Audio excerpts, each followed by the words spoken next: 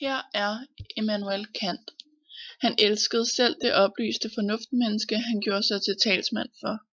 Han levede fuldstændig principfast hele sit liv i Königsberg. Med sig fra sit håndværkerhjem tog han en jernhård disciplin, der bragte ham gennem skolen og frem til universitetet, hvor han blev professor og forelæste i filosofi, fysik, matematik og pædagogik.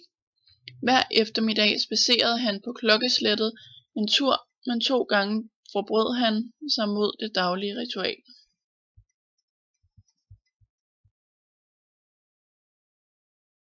Immanuel Kant skal til interview om hans helt nye artikel, Hvad er oplysning?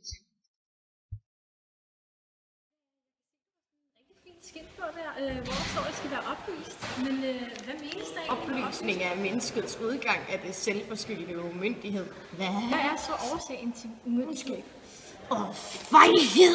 Oplyse sig selv. Kun hvis man giver frihed til folket, det kræver intet andet. I dag i en oplyst tidsalder. Nej.